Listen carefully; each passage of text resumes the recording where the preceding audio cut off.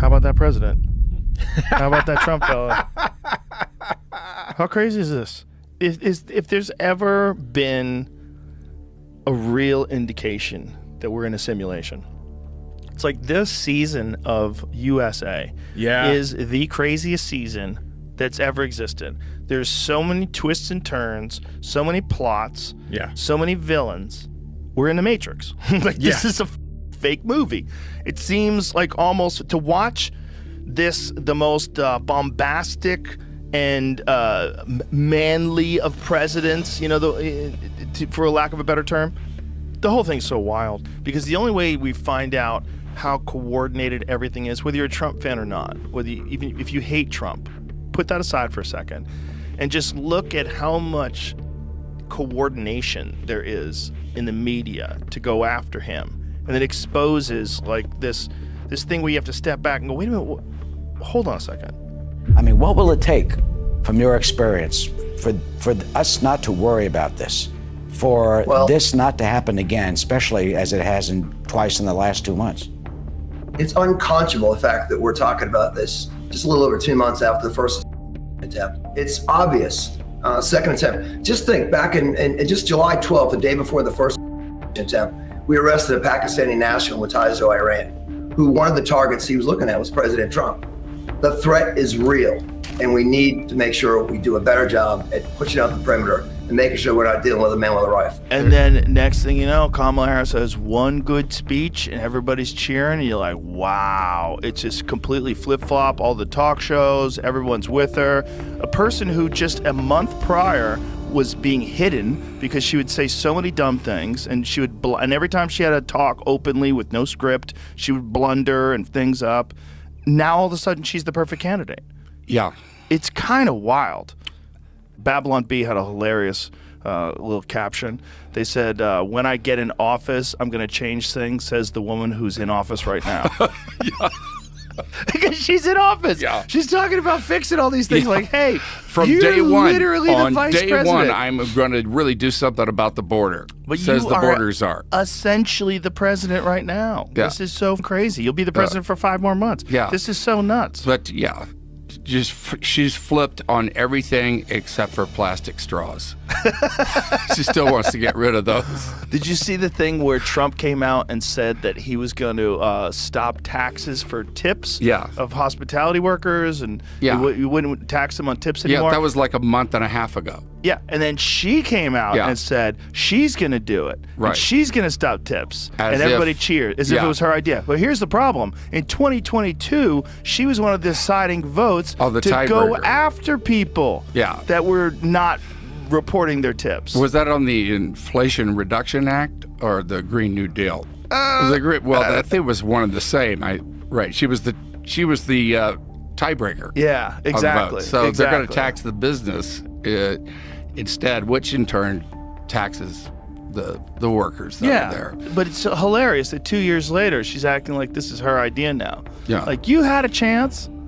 You could have swung it the other way 2 years ago. Yeah. Could have been right in there. It's just or that she was. They did this very wise thing, the Harris campaign, where they would have famous singers. They would have famous singers and entertainers perform there, and then she would be there as well. So people would essentially get a free concert. Basically at a concert. Exactly. Yeah. Not hard to get. Not hard to do. Especially if you have a big urban environment. Yeah. You want to get 10,000 people to go to a place. Not that hard. And granted, you know what? It did energize the Democrats when Joe stepped down. Oh, yeah. Because there was... They knew there were, if you stayed in there. They knew it. And every time we talked, it was getting worse. There was a ray of hope, and somebody young, and so all the people that, they got volunteers, and they, they're going all in. Mm-hmm. Yeah. Supposedly, unless they really abscond the Republican agenda, which it seems like she's trying to do. That's Clinton did that actually in '94. He was going to be a lame duck president. He was going down, and his response was in the State of Union address. He said the age of welfare is over, and he basically took over the Republican agenda And we had like 6 years of just incredible, the economy was amazing. It was a force. And, she started with Kamala now is, taking over the whole no tax on tips. Yeah. Try to take that over, trying to say that she's never was the border czar and that from day one she's going to do something about it. I think there's like, 4 or 5 months left in the administration right now.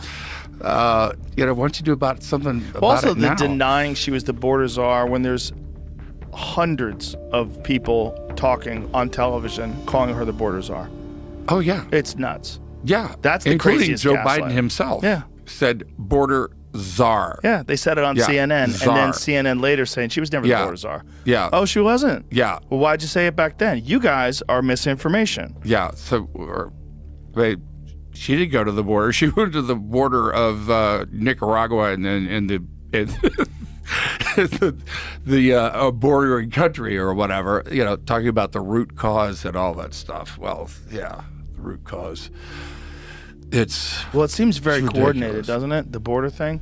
Yeah. That one I really want to know. Like, what are they trying to do? What's the end goal here? I mean, it seemed the obvious thing would be for the old idea that's for voters, that people coming into this country are naturally Democrats, but that's not really true.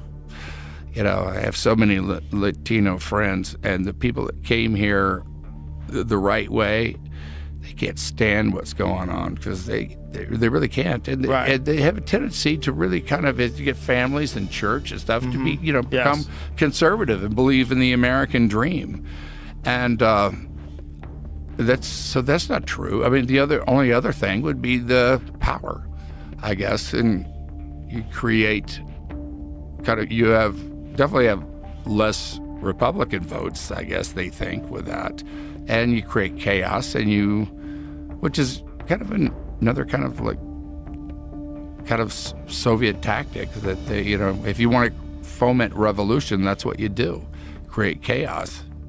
Imagine going to a World Economic Forum party. What did those freaks do when all the listening devices have been scanned out of the room, all their phones have been put into bags and locked away in a lead vault? What do those freaks do? Because it's not normal shit. Everybody's buttoned down like that and wants to control the world. There's something involved that's outlandish that they keep a secret. That's always been the case with secret societies. I mean, that's the whole eyes wide shut thing.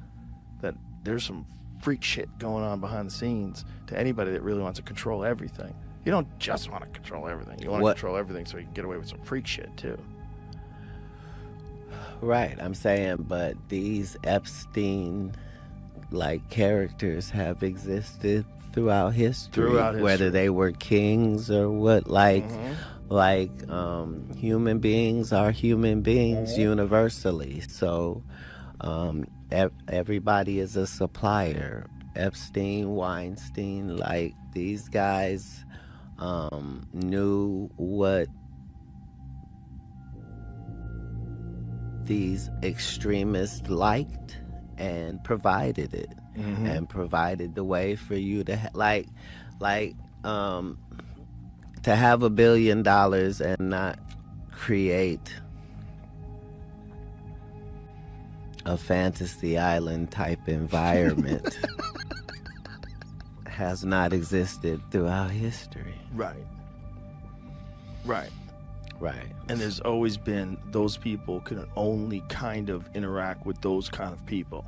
When you reach that certain level of wealth and global success, like you're a Bill Gates type guy, how many guys can Bill Gates hang out with? Bill Gates can't just go bowl and join the bowling team and make friends with the other bowlers. It's too weird. He's got to hang out with his kind. And the more you do that, the less you are in touch with what makes sense to say. And that's when you see them saying the most outlandish shit, because they don't recognize how regular people are going to react to what the fuck you're saying. What? We're going to own nothing and be happy? What the fuck did you just say? Did you just say I'm going to own nothing and be happy? But there's things. So who owns the things? And who enforces who owns the things? And how do you do that? When you take away everybody's weapons, you're the only one that has weapons, and you get to decide who owns the things. And no one owns the things, and everyone's happy. Okay. Right, but part of what you're trying to do is you're trying to come up with something that allows you to have the power while also profiting simultaneously. Right. So if it's modern religion, let's say, so in the teaching of Jesus' time, right, when they said pay the tithes, right, it was you had your whole farming plot, let's say it was 40 acres, and you had corn planted there, right? You would when it came time to harvest, you would harvest everything except the rows that were on the fence, right? And the rows that were on the fence, that was the 10% of your field that would go to people that didn't have it. So it wasn't just you giving the 10%. It was also the fact that human nature is, if you were going to give people some of your crops, you gonna pick out the best crops for you and your family, and then you'll put another pile for the giveaway. You know what I'm saying? Yeah. And this took care of that, where it was all equal, and the person that didn't have to feel like they was a beggar. They could come and pick and see which corn they liked and get. You see what I'm saying? Well, that's a smart move just for harmony in the community too. Then people have a vested interest in this farmer being successful with his crop. Right. Some of that crop is yours. But the decision to take it from that to God said, give me 10% in this plate, is going to make $1 billion a day for 1 billion people.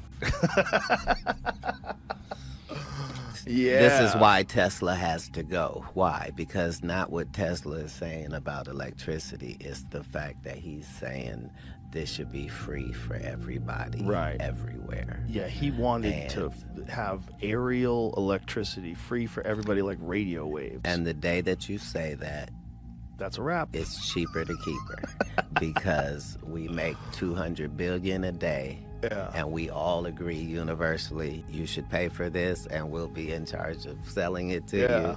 And we'll shut it off if you fuck around.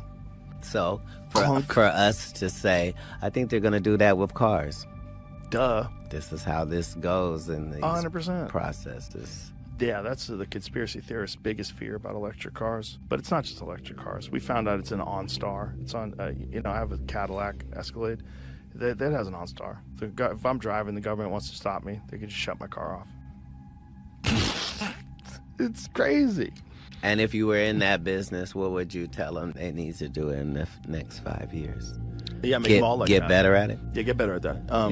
Control where they go, control the steering wheel, control everything. I want you to auto driving on all cars with third-party input. Is this not what we would say to Tesla? Yeah. I mean, to Elon, if he said, I want to make cars. Right. When we say, okay, well, these are the regulations, and you have to make them like this, and you... It'd be nice if you could just control that car. Here, this is how you sell it to people. If someone steals your car, we can get it back. And you go, oh, that's great. Someone steals my car, they can get it back. How are they going to get it back? Well, they control your car. You can make it cheap enough to not be a difficult sell, though, Joe. Yeah, make it cheap. That's what capitalism is about. Yeah. Well, that's also like when you get free internet or free services through Google, right? It's free. But what you're giving up is your data, which is extremely valuable. So they're giving you something. You can now use Google, but now they have all your data, and they're just a big net that mines data. And because of that, they become one of the most powerful entities that's ever existed on Earth.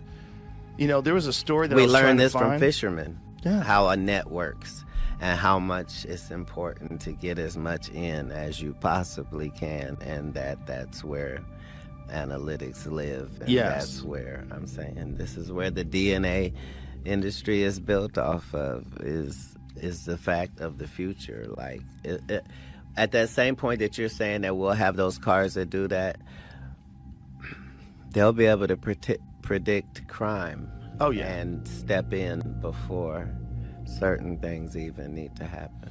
Or they'll probably instigate you to a certain level of stress that they could indicate that you're about to commit crime, and then they come in and get you. They won't need to. They won't need to be that nefarious, only because. How much, Joe, have you looked at, Larry Fink, Soros, State Street, Vanguard, BlackRock? How much have you looked at what they're doing and what their ties are? I've looked at it. Yeah? Yeah.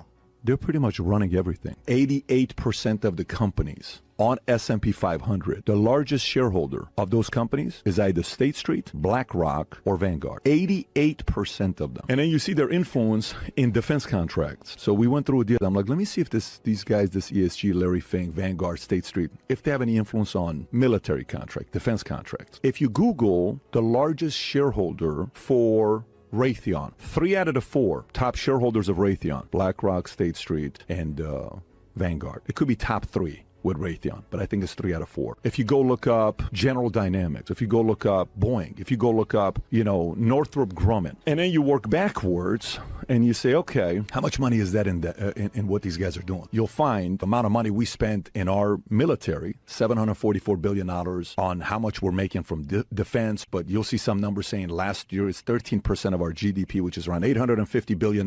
That's more than the next 10 combined. We gave more money to Ukraine than Russia spent on their military last year. And when you look at these contracts, then you're like, okay, Fink is there, these guys are there. Okay, let's go look at Hollywood. Same thing you see there. Let's go look at pharmaceutical. Let's go look at this. And you're like, wait a minute. These guys essentially have a monopoly. Well, how big is BlackRock? $10 trillion. How big is $10 trillion?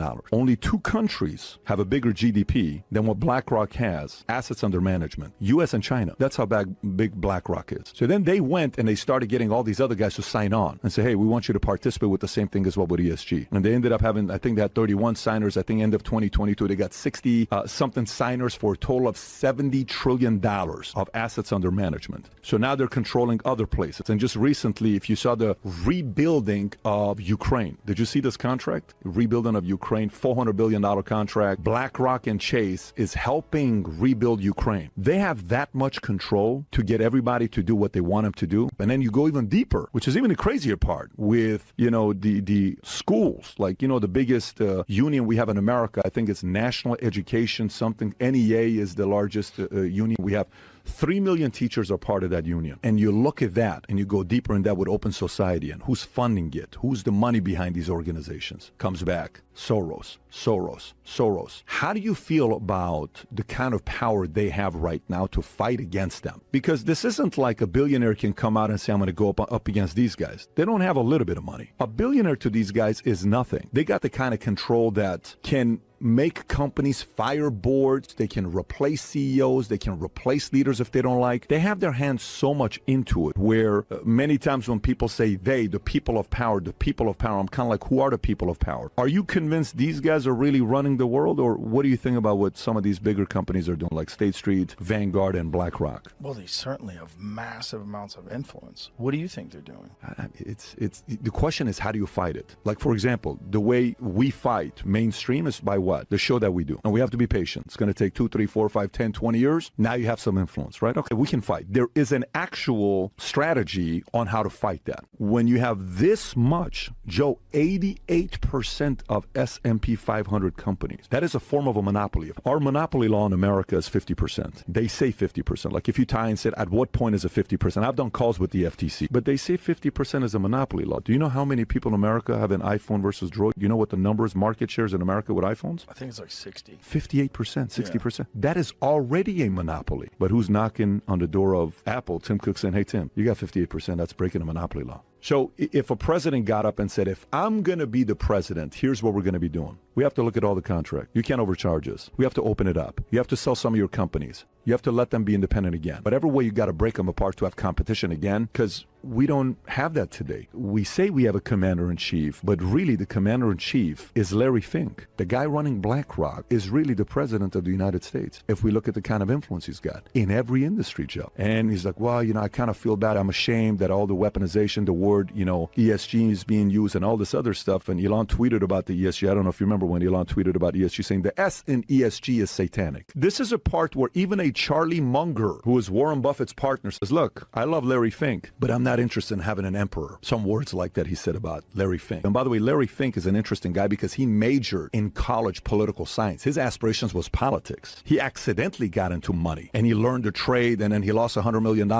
at 36 years old, I think. And then he teams up with Schwartzman and they start this company. And after a couple years, they got $5 billion under management, $8 billion and $32 billion. I'm extremely concerned about what these guys are up to. We think our president is the most powerful person. That person's not, because behind closed doors, they're going to be like, look, guys, let's relax. That guy's only going to be there for 4 to 8 years. We're going to be all right. But now we're running the world. We control all the ETFs in America. We're controlling all this stuff. Everyone has to come through us, and we can tell everybody what to do because everybody fears not getting money from us, from being downgraded. A Tesla on ESG score is nothing, but a Philip Morris gets an A rating. How the hell the company that's Philip Morris has a better environmental social governance score, DEI, not DEI, but the CI, they can bully some of these guys. Let me ask you this. What do you think the goal of ESG is? Why do you think they're establishing these sort of parameters? Like, why is ESG a thing, and what's the benefit of it for them? So Schultz said something very interesting. Schultz says, look, these guys are driven by money. They're not going to do anything to destroy an economy to lose their own money, because they want that. I said, okay, it's a very good, Andrew Schultz. I said, that's a very good point. You know how sometimes Michael Jackson, you see the interview with him with kids. Oh, they're just sleeping in the bed. That's all it is. And we're just having a great time and we're storytelling. And like, yeah, bro, I get it. It's a little weird. You got a 7, 8-year-old, 10-year-old kid sleeping in your bed and, all this stuff. And I'm just, it's a little bit fishy what you're talking about here. It's not normal. Well, if you're in Hollywood and you've slept with as many people as these people sleep, and then eventually you have to have other options, because what else do you do? You have to try new things. How many threesomes have you had? How many this? How many that? So you start trying all these other things, and sometimes these guys go to such and such place. Why are these guys doing what they're doing? You have all the money in the world. You live in a $100 million house. You got nice cars. You go to all the nice restaurants. You meet prime ministers. You meet presidents. And then maybe there comes a time when you're looking at a couple of these guys, they're presidents and prime ministers, and you tell yourself, I'd be a better president than you, bro. How the hell am I not reading the country? Or they tell themselves, you think you're a president? You're not a president. You work for me. So the motive becomes control more than money. After you have all the money in the world, what's next? It's got to be control or a true vision.